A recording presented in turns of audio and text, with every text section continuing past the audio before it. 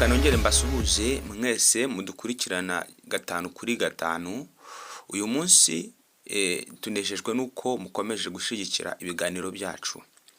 Noneho uyu munsi tugiye kuza tufite ibibazo bitandukanye twifuza ko byibura byakemurwa cyangwa se ababishinzwe bagira icyo babikoraho. Ugiye kureba ukareba mu mpande zitandukanye, akenshi usanga abaturage benshi bacu batunzwe n'ubuhinzi. Bamwe batunzwe n'ubuhinzi ndetse n'ubworozi. Usanga icyo gikorwa gihuriyemo abantu benshi kandi gitunze abantu benshi cyane cyane mu gihugu.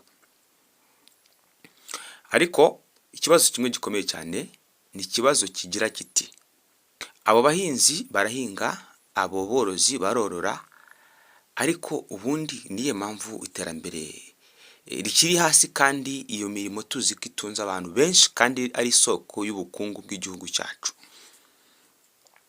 Nyiri mutoya nigeze gutekereza ko muri njyewe nibura ndamutse ngize amahirwe yo kuvuga ijwi rikumvwa n'abantu bagera ku 1000, natekereje ko muri njyewe nakuze numva mfite impinduka bitewe nuko hari byinshi nakuze mbona, nshingiye ku byabaye ku buyobozi bw'u Rwanda bwashize 1994. Ntabwo nari ndiho, ariko uburyo ubuyobozi bwari bumeze ni ubuyobozi butaga abaturage ijambo. Nyuma yaho twagize amahirwe tubona intumwa y'Imana ishyira mu gaciro, iraza itujya imbere, tubasha gushyika aha tugeze. Turashimira cyane uyu muyobozi wacu utaritaye ku miryango cyangwa se aho akomoka kugira ngo abashe kutugeza aha tugeze uyu munsi. Impamvu mvuze gutya nuko nk'umuntu ku giti cye hari byinshi byari gutuma asubiza amaso inyuma, agacika intege gukora ibyo yakoze byose. Ariko bitewe n'inzira yanyuzemo, yakuze akuriye mu bibazo kandi akura abona abantu benshi barengana bazira ubusa. Nyuma rero yaraje byose abishyira hasi, ahubwo afata umuhanda wa mbere wo gushaka ubumwe n'ubwiyunge bw'abanyarwanda bose. Uyu munsi abanyarwanda baraho basangira, barashingira, bagashingirwa. Ikintu cy'amakimbirane cyane cyane nicyo kintu cya mbere yabanje guca.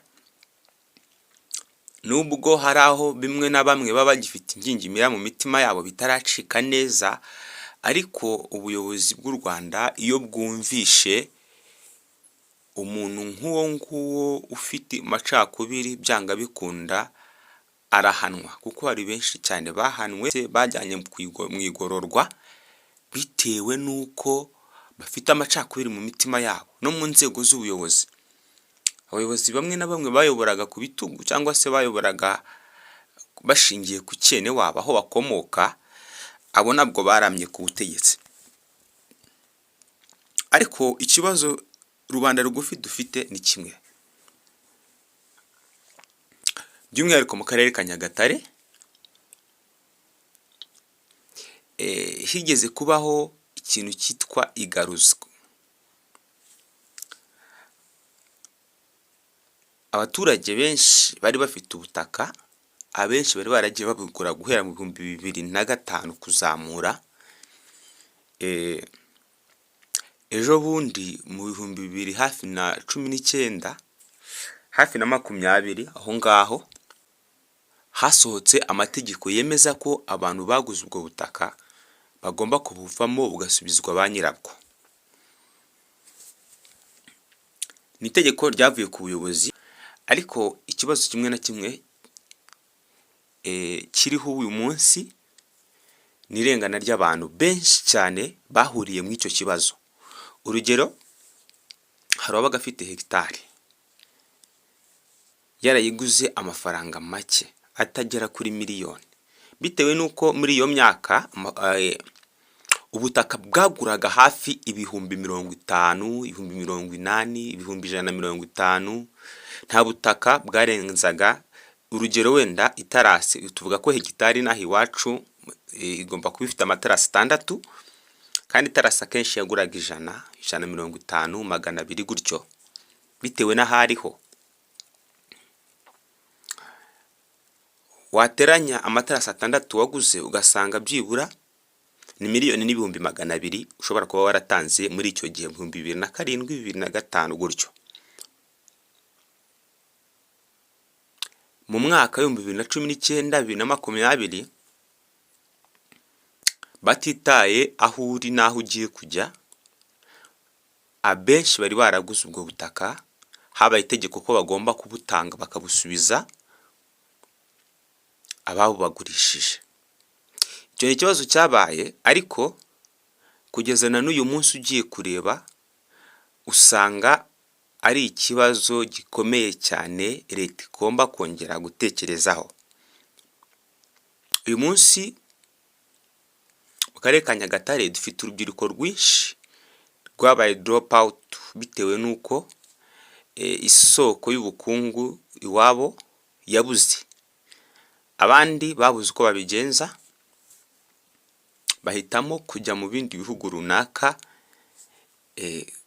kuzagwayo cyangwa se kujya gukorera abandi. Ikindi cya kabiri, abandi nabo bagumye inaha, ariko usanga uburyo babayemo uyu munsi ni bwa bundi bashingiye ya mibereho ishingiye gukorera abantu kugira ngo babone ibyo barya.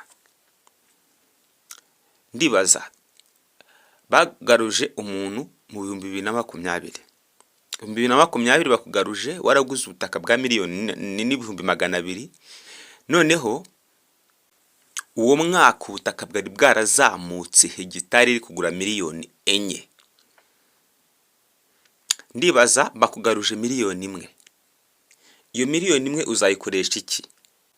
Ikibazo gikomeye cyane, abantu benshi babuze uko babigenza.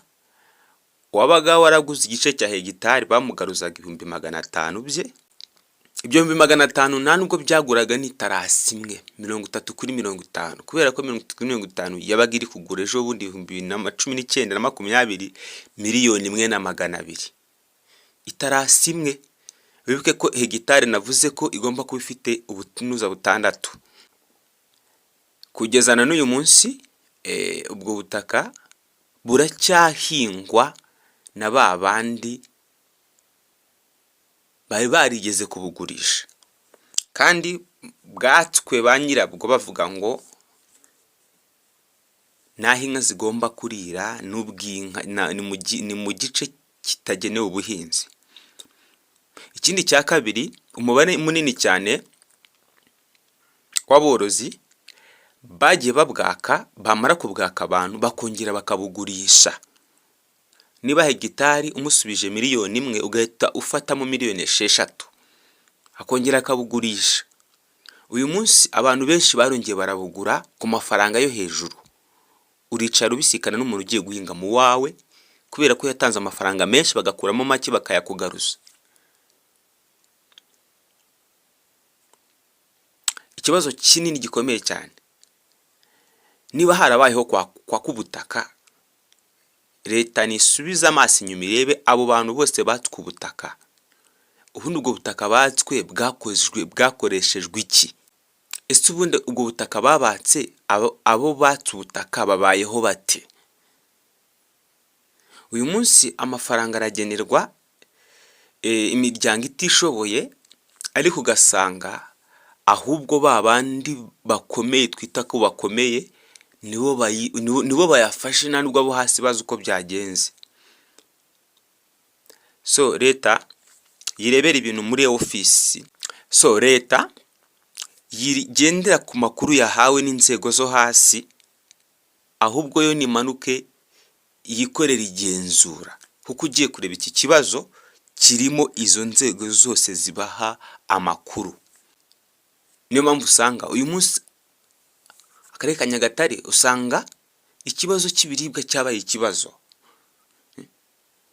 kandi mbere abantu babaga bafite ibiribwa ku buryo bwinshi, ariko uyu munsi umubare munini ubayeho uzerera kubera ko batswe ubutaka bwabo. Ako ni akarengane, ni n'ikibazo cyabaye ku gitugu kitabaye ku bwumvikane. Ndibuka hari ubwo ubuyobozi bw'umurenge bwaguhamagaraga bukakwemeza ko ugomba kumusubiza amafaranga yaguhaye cyangwa se ugafungwa. Hari n'abagiye basinyishwa ku ngufu bagahabwa amafaranga yica n'ikize. Ariko ikibabaje kurusha ibindi ni uko ubutaka bwatswe butigeze nanone bukoreshwa icyo bwavuze ko bwenda gukoreshwa. Bavuze ko ari bwo kororeramo, ariko uyu munsi baracyabuhinga. Bavuze ko butagomba kugurishwa, ariko uyu munsi ababusigaranye n'imbarwa barongeye barabugurisha. Ikibazo cy'akarengane kiri aho ngaho mu karere ka Nyagatare, ikibazo cy'ubwumvikane buke biri mu karere ka Nyagatare rwose ni ikibazo gikomeye cyane. Imiryango uburyo ibanye niyo soko y'amakimbirane aho ngaho, iyo soko yo gutabwa kw'amashuri kw'abana bamwe na bamwe, n'ubukene bukabije cyane, ubushomeri ku rubyiruko. Urugero rwacu ko dufite hegitari 3, ariko uyu munsi nta n'itarasi, nta n'agace na gato dufite. Uyu munsi umuntu abayeho kuri Mana mfasha. Ndabashimiye.